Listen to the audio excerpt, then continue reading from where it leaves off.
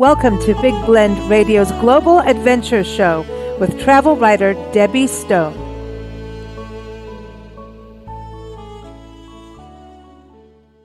Welcome, everyone. So excited about today's show because Debbie, who we call Fire Monkey, went on an exceptional excursion with European Waterways. We've talked about European Waterways on the show a few times, and I know Debbie is no stranger to them. But this was a barge cruise through Scotland. And you know, Scotland has this magical, majestic, I don't know, it's just one of the most beautiful countries, and so much history and culture and natural beauty, good food and whiskey. I just got to get right to the point. There's whiskey, there's bagpipes, there's sheep. Debbie, am I getting any of this right? But it seems like you floated in luxury. No. Well, we floated in luxury, but you're getting it all right. It's just a real mystical, magical wonderland with so much to offer visitors. And I haven't run into anyone who's been to Scotland that hasn't fallen hard for this captivating country. There's just so much there, and it's just the landscape is just so alluring too. But yes, I went in style with European Waterways, which operates these barges throughout Europe, and this was my third my third trip with them, and it was just as memorable as the first two. They have like 18 vessels and that go around the canals in about 9 countries across the continent. And each barge is like this wonderful hotel. It's a floating hotel, and the staff are just really expert in terms of hospitality, and of course the food is to die for, and it's nice because it's very intimate. There are only 6 cabins for passengers, which means that you can only have a max of 12 passengers on the boat, and there were 5 crew, so the ratio is pretty good, and you get a lot of attention, and it's always very upbeat and fun and interesting, and you're not just sitting on the barge all day, because every day you get off the barge and you go see something, do something really fascinating. Well, I love this, like whiskey tasting, right? Yeah. I'm just going to go to, come on, everybody thinks that immediately, right? You got to do this, but I think what's so cool about this is you're floating. So it's a slow travel. So let's get on the barge, because number one, your captain was a woman. Am I right about this? No. How okay. often? Well, yeah. She's a captain, but the one that steers the boat is the pilot. And that was Sandy. So he was the pilot navigator, so to speak. The captain, Olivia, what a captain does is they're in charge of really the whole boat in terms of the operations, and the touring and all of the details and everything. So, and she's also the one that accompanied us on all these excursions and would drive the vehicle and, all the details. And then there are 2. So she is steering. She's steering. Yeah, she's still steering everything. Absolutely. Yeah. And then there were 2 hostesses, 2 gals that, dealt with all the aspects of the appearance of the inside of the boat, the cabins, the service of the food, tending bar, doing all those other things. And then there was, a deckhand. And he, of course, dealt with the whole exterior of the boat and helped Sandy, the, pilot, with everything as well. So it was well covered. And that's basically how most of the barges operate in that type of format. Well, I'm looking at the barge itself. So these are like old school barges that they refurbish, right, and continue their legacy on. And the rooms, obviously, it's an intimate experience. So what I like is, I was reading in your article, and everyone, that's linked in the episode notes. Debbie's article is up on blendradio.tv.com. It's linked in the episode notes, and you can see your photos and everything there too, what you want to see. This is so great that they do this with these barges, but it's intimate, and you could rent the whole thing. And you know what? That would be one of those epic, I feel like when people do these big weddings and everything, I'm like, you know what? Can't we just do like the barge cruise? Like those kinds of life events could be with your family, like a multi-generational trip maybe, where you could just am I right on this that you could take over that, or you're going to go like you did and then you're going to meet new people, but it's not like a huge group of people, right? It becomes this intimate Right. experience. The rooms are not massive like on a big cruise ship, but they look really comfy to me, and you get the views and everything as well, right? It's breathable, and you can go up on the decks and look out and have a cocktail. The handcrafted cocktails look exquisite, and I'm just a little jealous. I'm just saying. Well, yes, and in answer to the other questions, yeah, you can charter the boat, and many people do, and so there are weeks that are throughout the season where the barge has been chartered, and it's either like by a group of friends, by families, couples, whatever that charter, and it's a wonderful way, I think, to have close friends or family together for a week and have all your needs taken care of, and you can just enjoy the experience and leave everything up to the crew for the rest of it, So, this barge in particular, the Spirit of Scotland, is a really handsome, very expansive boat, bigger than the ones actually, bigger than the ones that I actually had been on before. This one is just really beautiful and has plenty of room. There's lots of areas in the lounge, and then on the deck and the back deck and the upper deck, and there's even a hot tub. So as I said in my story, you can soak while soaking up the views, which is really fun. You're in the hot tub, and the barge is moving along, and you're That's awesome. taking it all in. To me, it's just, I mean, my gosh, who wouldn't want that, Well, but you got to like experience the slow, but I love the slow travel because my life is about deadlines and no sleep. And then all of a sudden it's just like, can we just slow down and not have to be anywhere? Like if you don't want to go on an excursion and you want to just sit and read a book Of and course. float, you can, and have You a can cocktail do whenever you want, right? and you can do whatever you want. And people always say, okay, so the barge parks itself oftentimes like midday or whatever it is, and then you go off on an excursion, or before the excursion there are these wonderful tow paths, which are the paths alongside the canal. You can get out and get your steps in. There are bicycles aboard the barge, so if you feel like taking a cycling ride, you can do that. And there's usually miles of these of the paths that you can go and explore. And also, when the barge is moving, you can have gotten off, and the barge starts off, and you're usually going to be faster than the barge, most likely. And so you meet up at a point, and then get back on the barge if you want. So it's really one of those experiences where you can get as little or as much activity as you want, basically. And going in the canal, which is the Caledonian Canal, and it's through an area of Scotland called the Great Glen, which is really a very, very picturesque and scenic area. And you go through locks, and years ago when I took the first trip with European Waterways, I wasn't really understanding what a lock is. And you go through these wonderful locks, but it's a way of navigating through the landscape, basically. And whether you're filling with water and then getting up and getting out of the lock and going into the next lock. And some of the areas had like 4 or 5 locks at one time that you had to go in either descending order if you were going down, or ascending order if you were going up. And sometimes another boat will share the lock with you. And so it's a fascinating experience to watch, both on board and then off, on the side, so you can watch and see what's happening.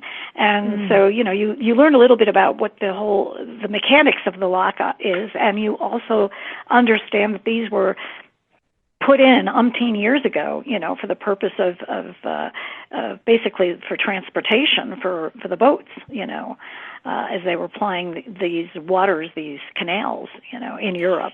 So, Well, that's very interesting. Yeah, and the excursions are wonderful. And like you said, whiskey. Yeah, of course, if you're in castles. Scotland, you have to go to a whiskey distillery. And I'm not a whiskey drinker, but I found it fascinating to learn all about the process.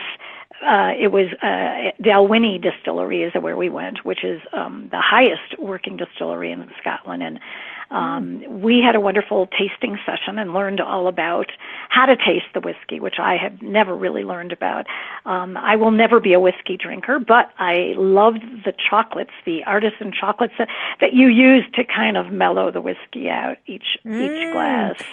Well, So, listen, next time you do this and you need a whiskey taster with you, I'm your best friend. Okay, I'm your keep best that in friend mind. on the planet. I did a little bit of that when I was a little girl, and I was just doing this, talking about this on a podcast. Some other travel writers went to Edinburgh Castle and they went whiskey tasting beforehand. I'm like, well, that's a way to go see a castle. But I remember seeing how that mash stuff that they make, like it's got a certain smell to it. And I remember as a little girl going, I don't like that. But then as an adult, started to appreciate, just like coffee, Yeah. just like red wine, you start to appreciate these things. But, it's not for everyone, but it's such a piece of their heritage. And Exactly. it goes just like with wine by the terroir and where they are and who does what Yes. and the microclimate and all of that, which is really fascinating. Like you said, whether or not you are a whiskey drinker, it's really cool to understand the craft behind it, Yes. Yes. because it is a Yes. true craft. But you did the distilleries, but the castles, oh my gosh, is it Cawdor Castle? Yes. Oh my gosh, I want to go in that garden. Okay. It's like a labyrinth. It's just the way it feels like a labyrinth when I look at it to me. Well, they had like a formal garden, and then they had one that was like a wild wood that I was talking about, that more was like nature and natural with these big sequoia trees. And then they had more like you saw sequoias. Yeah, exactly. Was wild. We were like, oh my Sequoia gosh. National Park. And yes, I know. And I was like, whoa. But anyway, and one of the famous castles there is Eilean Donan, which is probably the most Instagrammable, photogenic castle in the country, and it's just by virtue of the landscape that's surrounding it, which is all these beautiful lochs, these lakes, and these and it's just well, you might recognize it because it was featured like in Highlander and James Bond, The World Is Not Enough, and it's a 13th century castle, but it really was partially destroyed and lay in ruins for like 200 years. But Thank goodness this colonel, a Scotsman who bought the island in which the castle was situated on and decided to make it his, life's work or labor of love for 20 years to restore it to its former glory. So now you can tour the castle and, see some of these local historic artifacts, period furniture, and, but I can tell you that most people just kind of like, they go through the castle, but then they're like in awe of the backdrop. It's just stunning. It's stunning. Beautiful. I'm looking at it, and everyone, again, Debbie's article with the photos, all of that is linked in the episode notes, or just go to blendradioandtv.com, type in European Waterways Scotland. You'll find it. The other thing, you did castles, gardens in the castles, right? And you also, you saw moors, but is it the Clava Cairns? The Clava Cairns? Oh my gosh.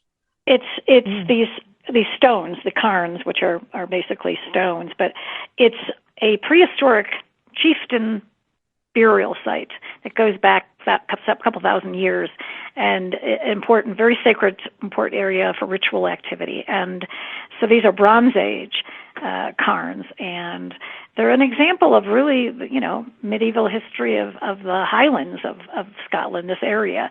And it predates actually Stonehenge, which is very interesting.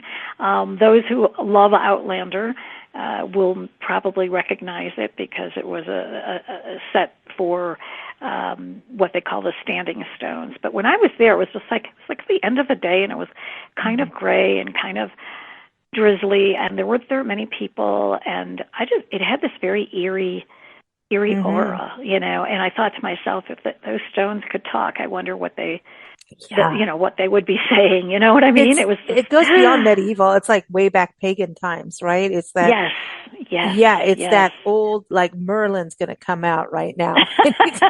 Because I'm so enamored by it. Merlin is my dude, and so I know, I just like those kind of setups to me are just so like, wow, it's ancient and so much went down throughout the British Isles, right? When you look at the history, so ancient. And then when we come to the States, we're such babies other than our Native American indigenous people, right? We're such babies. Right. And it's just absolutely. Whenever you do these kinds of excursions, aren't you kind of, I know you've traveled the world, Debbie, but aren't you kind of in awe when you go on these excursions about, like, number one, you're slow traveling, so you're able to breathe and take it in by the way you're traveling with European Waterways. I was giving a shout out because I think this is just such a calm way. So do you feel it's a little bit different when you slow down in that way, that you can actually breathe in and take in the atmosphere when you're traveling that way versus rushing through traffic, Absolutely. I think it really is a delightful way. It forces you to slow down as opposed to racing around trying to see every possible attraction you can. And when you do see a site or attraction or castle, whatever, you are able, like you said, to really kind of take it in and to spend quality time as opposed to running through and say, oh, check that one off, kind of thing. And, we were at a battlefield, Culloden Moor, which we got a guided tour of, and you hear about this very brutal and bloody battle. And, you once again, and then you go inside and into the visitor center with the displays, and you see, you go into one of these theaters that kind of does these immersive presentations. And so you get to really kind of feel and experience what this was all about and why it was important.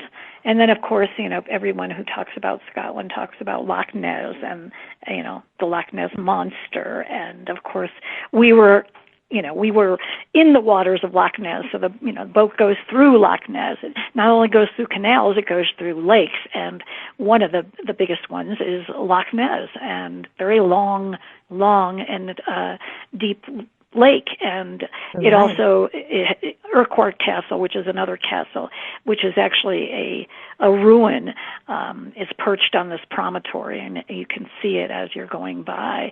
But it's just, you're there, and all you can think about half the time, people that are there are like, oh, is Nessie going to appear, and of course, all this information about, this so-called infamous legendary creature, and you hear about, what people have said that this creature looks like, and all these eyewitness accounts, and how, even universities have tried to, using sonar, tried to, find Nessie, and what they postulate that Nessie might be.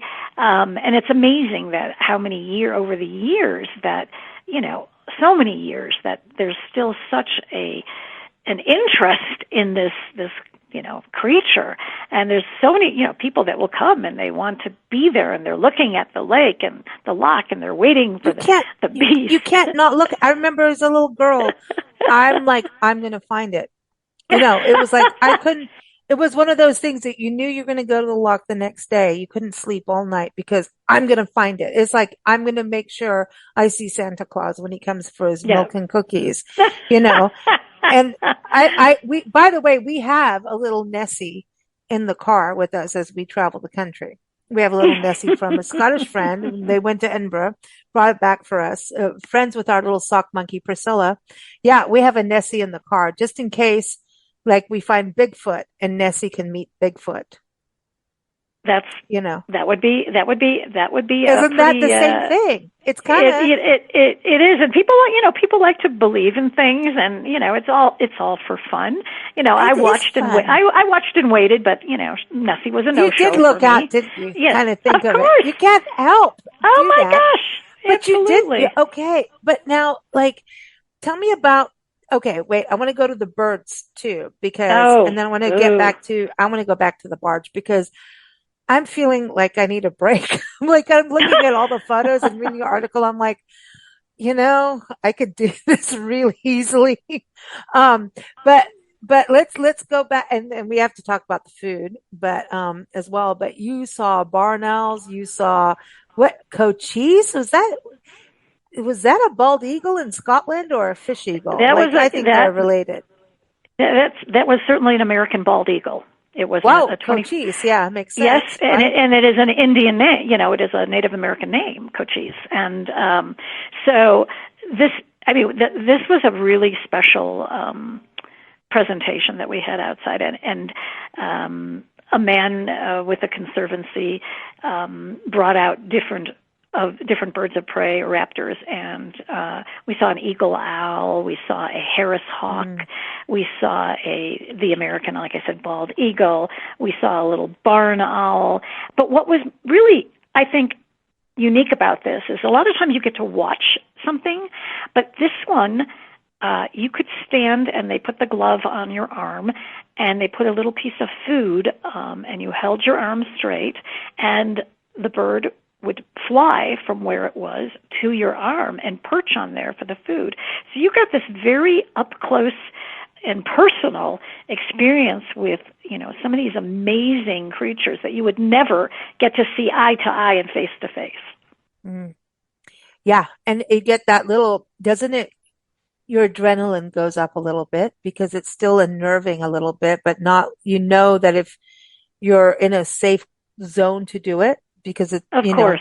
these people know what they're doing, but your Absolutely. adrenaline and then that connectivity, that coexistence becomes real at that moment, Yeah. Yes. right? Yes. Doesn't Absolutely. it? And that's these excursions, these kinds of things to me, it's immersion. Again, like when I said about it being such an intimate experience, being on the barge, but you're also having intimate experiences with birds that you may never have done, or an intimate experience with whiskey. And I think we're searching for that right now in life. We want those experiences. We don't want to waste our life not living Yes. And authentically. And I think these are all, authentic cultural and historic experiences that you can, and in nature as well, that you can have. And you don't have to have them in a massive group. You know what I mean? You can have them in this nice, small, intimate setting.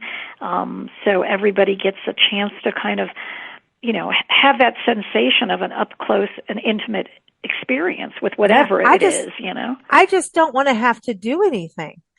Honestly, I'm like looking at this going, I just want to float. Someone tells me, you get off the boat at this time. I'll be dressed and ready. You tell me where I'm going. It's fine with me. Give me a cocktail at the end. I'm happy. Whiskey tasting, even happier. See birds really happy.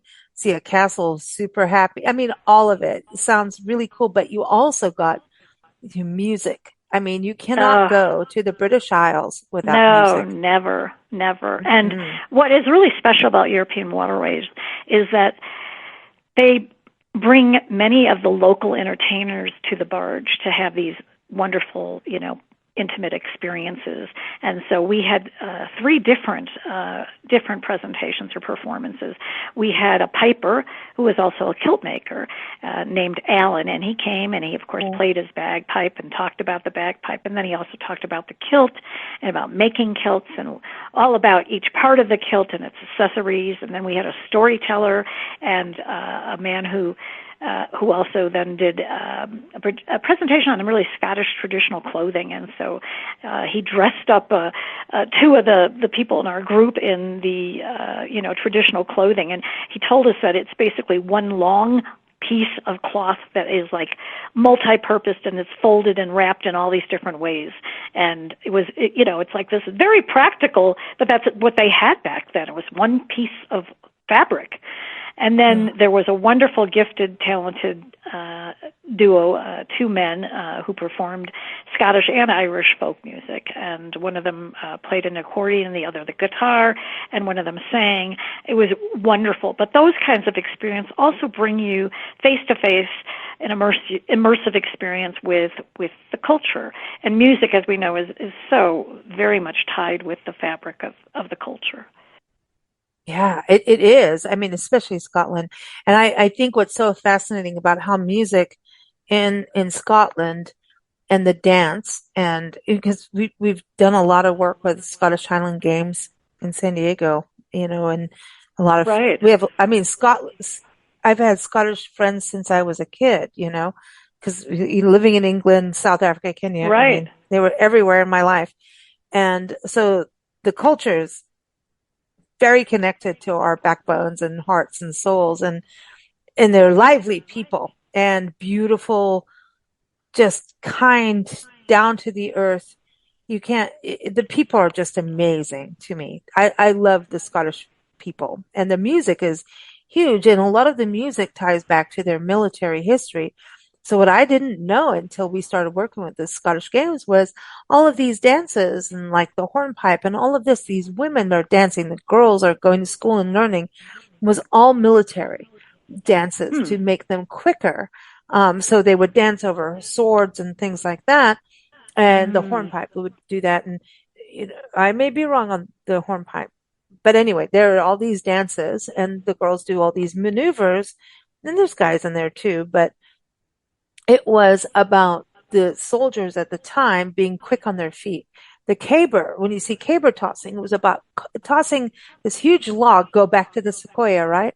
And you've got to think back, the sequoia trees were actually international, but change of how our world was geologically and everything has made them only now naturally in the Sierra Nevadas. But, the sequoias also did travel over to Scotland and England.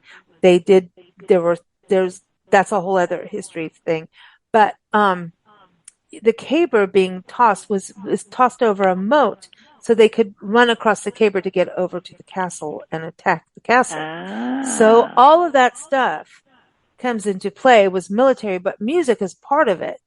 And anything that was happening military or with war, music is a part of it. Life and death is music. Everything is music. And beer and whiskey. It's tied into everything, and music tells the story. It tells the stories. It tells the stories of life. I am just jealous of you going on this. It tells history. It tells stories of just day-to-day life. It tells stories of battles. Tells stories of love, of landscape, of all of that. When you say Caledonia, like a friend of ours has a band, Highland Way. And he sings Caledonia, and it's like this romantic ode to a region. And so even reading your article and everything, I'm just like, Yeah, it is. That's exactly what it is. And the other thing that I think, is such an important part about this experience is also the food situation on the barge. I think, food is always, when you travel, it's wonderful to try different things and experience different foods. But when you're on the barge, you're really getting treated to some of the best food that can be prepared out there. And we had a wonderful chef, Jim, who just was like this magician in the kitchen, and he just outdid himself every single meal. And we had a lot of wonderful seafood, which of course I was very, very, very happy about. Scottish salmon and the mussels and different kinds of fish. And he just would be so creative in the kitchen. It was such a joy to sit down and And the menu would be posted every day, so you knew what you were getting. But what's really nice about these barges, the chefs will do everything they can when they know your dietary restrictions, and so they will do whatever is necessary for you to be able to enjoy and eat what it is that you can and feel comfortable eating. But the meals are just like these gastronomic adventures. They're just like these unbelievable experiences. And there's always regional cuisine. There's fine wines. There's every lunch and dinners are always accompanied by wines. There's cheeses from all over and multi-course affairs, and it's a joy, and it's really nice. It's just and you're sitting out there and you look out the window as you look at your scenery out there, and it's just. So you slow down with your food too. Oh, absolutely. Of that setting, you're not wolfing it down. You're slowed down. You're not having to leave because the restaurant will start flashing the lights on you. You're slowed down. If you have a good conversation with people, you can sit and keep talking, right? They're not going to go to your room. Absolutely. You can sit, for as long as you want, and it's just, that's the other part about this is when you're on this with people that you don't know, you may be with, a couple of people that know each other or people that don't even know each other. And there were a total just of 8 passengers, so it wasn't even a full barge. This was the first sailing of the Spirit of Scotland for the season, and it was in spring. And so we only had 8 passengers on there, and there were a couple from the U.S. and then the rest from the U.K., from England, and from Scotland as well. And so, oh wow. What I think is really important, and since this is my 3rd time with this company, I've seen it happen all the time, and that is that this camaraderie that happens, that develops, and you don't even know people at the start, and yet after a week you have been with them and chatting, and it just it creates that bond, which is so nice. It's just people don't sit and just talk amongst them. Everyone tries to be open and friendly and to share, which is, I think, all a part of this. I love it because you can continue a dialogue from the day before. It's like when you go to a like an inn, like a bed and breakfast or an inn. I remember when we were in Santa Fe, your town where you live, right? And Nancy and I were at the Inn of the Governors, I think it is, or one of the inn. Inn of the Governors. And we stayed in a couple places, La Fonda and at the Governors. And the Inn of the Governors had their wine hour.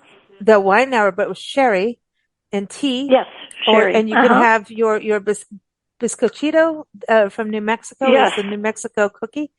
And while we were there, a monsoon storm happened. And so we're all sitting there. And so we had sherry, and then we had a couple more because it was pouring rain. And so all of us little travelers sat there, and next thing you know, we had these conversations. Next thing you know, we had conversations at dinner.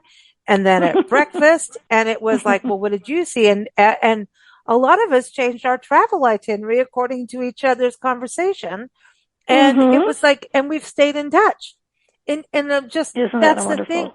You stay in touch with some of these people who become lifelong friends. And I think that is pretty cool. It's like, it's just a really cool way to try. I just love the slow travel. I don't know if it's my age now. Fire monkey, but if fire monkey can slow travel, I'm saying it may be for all of us, because I think there's just something about relaxing into a place and not having to be rushed and actually being able to soak in the atmosphere, which means you're really getting the culture versus speeding through it.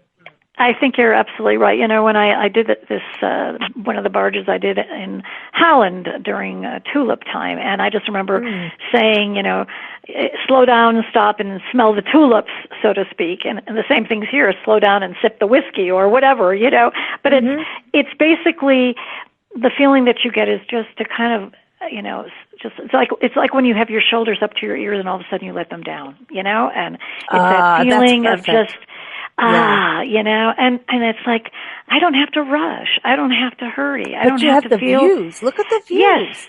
And Oh that's what's my so gosh. beautiful about it. It's not like you're, in buses or coaches or whatever it is. It's you're on Oh a yeah. barge, and they're just so special. It's such a unique way to travel within such a wonderful uh, boat, such a wonderful vehicle that you're able to be in. And the It just people that sounds are, relaxing to me too because it you're on the is. water. Is a room is a tell us about the room and the bedding because I know people are asking the same thing in my mind. I mean, are you comfortable? Is it, Yes, to very me, much the so. photos look good enough to me. Like it looks Oh, comfy and it's perfectly fine. I find that the room is cozy, and of course, has its own bathroom, and there's closets, so there's a desk and beds. And you what said is own nice, bathroom right there. You've yes. got people sold right Well, there. yeah, you're not sharing a bathroom with anybody. And what's the nice thing is about, you have to realize too, you're in your room to sleep and to change your clothes and to use the restroom or the toilet, the bathroom, take a shower, Hmm. whatever it is. The rest of the time, you're up on deck. You're, Oh, yeah. in the lounge. You're sipping a cocktail. You're out on the Taking deck. excursion. You're sitting in the hot tub. You're taking an excursion. Oh, You're having a meal. And it's, what was amazing is, I've been to the British Isles many times, and the weather many times has not been wonderful. It's has a tendency of just being the way it is. yeah, And yeah. for it can be That's gray, it what can be makes it drizzly with beautiful. damp, but I was going to say that's what makes it the way it is. And Like the Pacific Northwest, period. exactly. But Yeah. we were there, and we were also in other parts of Scotland before this, and we were amazed because in the entire time we were there, we actually had only one day of rain, and it was just a Wow. slight drizzle. And people kept telling us, the Scottish people, saying, "This is not normal. This is not normal." And Yeah, but it was, and we were like, "Well, we'll take it. It's okay." well, they're growing wine, or growing wine, but they're growing grapes for wine in England now. I mean, climate change has done Yes. some weird things to other areas, but some beautiful things for others. So like now that England's making wine, I think that's pretty cool. But I was going to say, so the rooms are comfortable and everything, but here's the other thing I wanted to add on to this. When we look as travelers and mentioning climate change, right? This is a way to travel that is environmentally friendly. Yes. And when you go to the British Isles, England, Scotland, Wales, all of that, right? They know public transit like no other. You don't even have to drive ever if you don't need to, right? You could pretty much go from Heathrow all the way to get to where you were to get on board, right? Or I don't know if you're flying into Scotland, if you flew in to Edinburgh, Glasgow, what you did, but you could be clean on that footprint of transportation with this. Absolutely. You can, we flew into Edinburgh, but we took Okay. trains. So we took a train up to Inverness, which is in the Highlands, which is Oh, where nice. the barge, where we got onto the barge. Well, actually, we didn't get on the barge there. We were driven. We met in Inverness, and we were driven to the other extension, the kind of the end of the cruise, and then we worked our way back towards Inverness. So that barge, that Spirit of Scotland, can either Yeah. go in either direction. But Mm. in any case, and then we took trains going back to Edinburgh. We took train. We were in the city. We took we walked all over the place. You can take public transportation. You know that I've done the in hiking.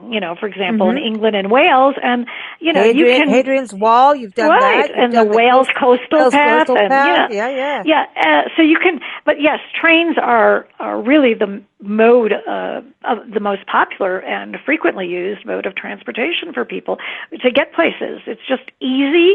It's affordable. Beautiful. And you don't have to deal with the traffic. Somebody else is doing that. I know.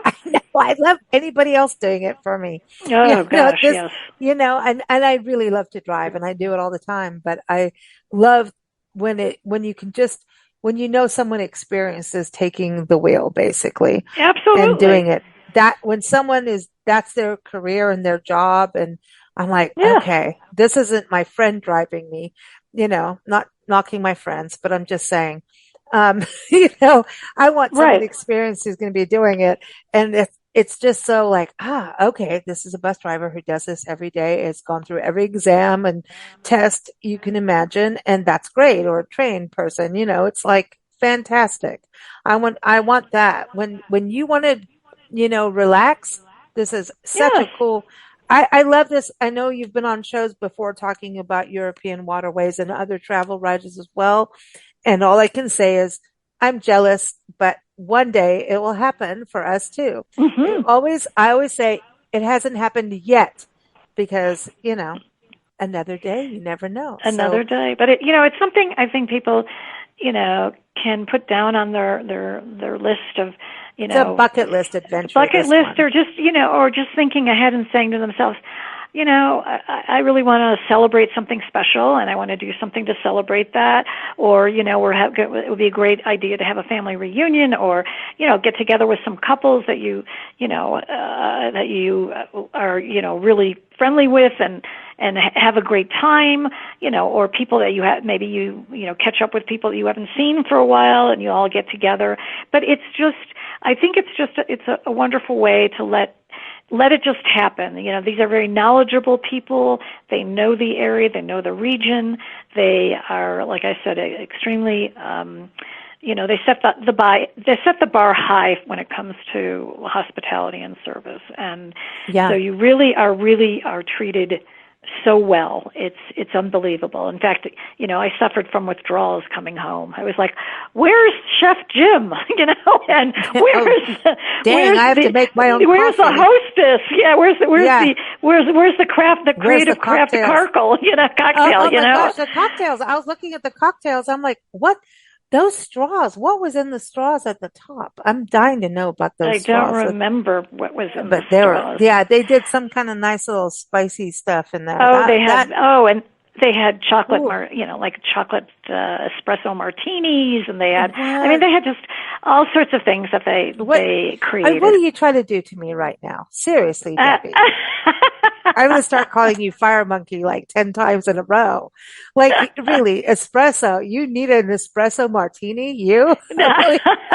I do. I'm with you. But everyone, also go to EuropeanWaterways.com. That's the website. It's also, again, linked in the episode notes.